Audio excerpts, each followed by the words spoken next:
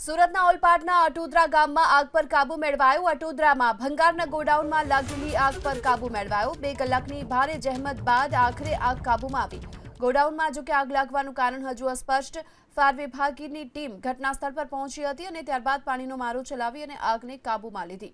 જો કે 2 કલાકની ભારે જહેમત બાદ આખરે આ આગ કાબૂમાં આવી।